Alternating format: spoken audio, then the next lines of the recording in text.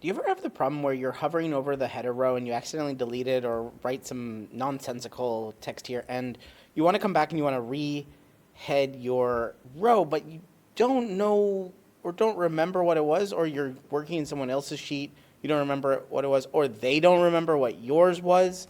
So was this item, was this cost or amount, or is it total cost? What is it, and how do we just retype the header row automatically no matter what? Like if somebody retypes it or accidentally deletes it, how do we actually automatically get this header to stay the same? I'm going to show you in this video.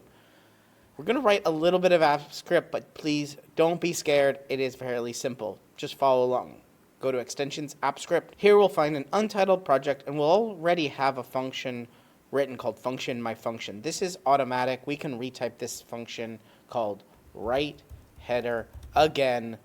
Tom, why are you editing my header again? We'll call this expenses because it's just the name of the sheet, but every single spreadsheet file has this app script and it's connected to all of our tabs here, and we just want to write on the spreadsheet named expenses the first row. So the very first thing we're going to do in our function is called SpreadsheetApp, and this is a capital S, capital A. You will see it actually change colors. That is a good indication that you're typing it correctly. If you're not, it'll look black. But if you're typing it correctly with a capital S and a capital A and it's pink, you're on the right track. So SpreadsheetApp just says, hey, this is a function for the entire spreadsheet file, but we don't want just the entire file. We want a very specific sheet. So we're going to get active spreadsheet. That is the file we're working on right now. We're going to add these parentheses at the end, open parentheses and close parentheses. Get sheet, and we're going to have a capital S, get sheet. But by the time we get to this B, we have two options here in this autocomplete. It actually helps us type this out really quickly, but also make sure that we get the correct capitalization. So get sheet by name, open parentheses, end parentheses, make sure you add that. And inside the parentheses, we're going to do all caps expenses. This is because the tab we're working on is all caps expenses. If this sheet was expenses with just a capital E, we would have to go here in our app script and write expenses with just a capital E.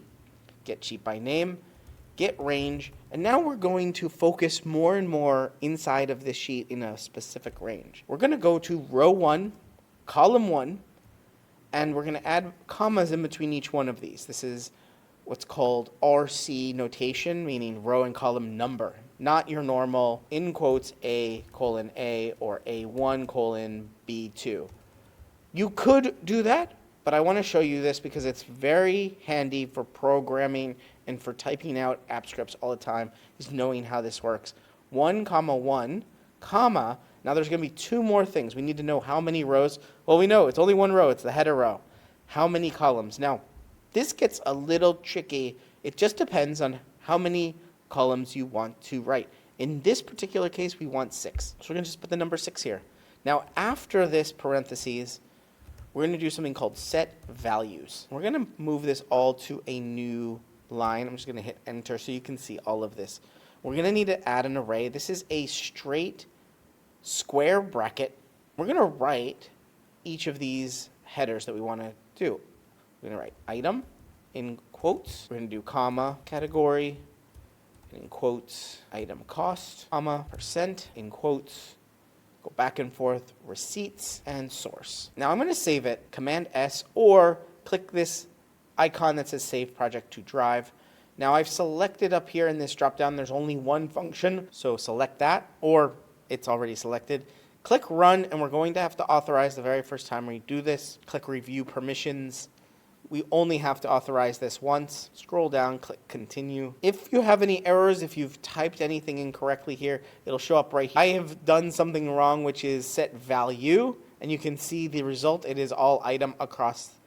So this needs to be set values with a S at the end for multiple values. Let's click Run again. So it's saying that the parameters don't match the method because it's a bunch of strings. So what we need to do is add in here, I think, array. Again, we can save project to drive, save it, and run it. Actually, I think we only needed one array in here, this array. And we've executed correctly. and we have all of our headers here. Now, once you get that to run once correctly, we don't want to have to come into here, open up AppScript, click run every time. Let's automate it. It couldn't be simpler. Go over to the left side, click triggers in here, click on the bottom right, add trigger, choose which function to run. Yes, we're going to write the header again. Thanks, Tom, for making us do this. Event source, this is the trick. Click time driven. Now we can do this every minute, every hour, but let's just do this every day, once a day, at the end of the workday, from 6 to 7 p.m. Let's click save. And again, as long as we have run it once and it works, it's going to just basically go in here, click that run again, and it'll run it for you between that hour. If you ever want to edit it, just come back to triggers, click this pencil icon, and you can edit it, change the time, maybe you want to have it run every hour. Delete it, click the 3 buttons over here, click delete trigger, and you've deleted your trigger forever, but you have not deleted your code. Your code still exists over here in the editor, and we can use it any amount of time we want. Even if you want to edit the actual values here, you don't have to go into the trigger and delete it or edit the trigger. You can just edit this particular code. Like, let's say we don't have source anymore. We only have 5 things. We're going to change our range to 5 at the end here. Number of columns. The number of values here is only 5. So we can save that, and we don't have to edit our trigger. This function is just going to keep running. There you go. Hope you enjoyed retyping that header automatically in case somebody messed it up, even if it was us.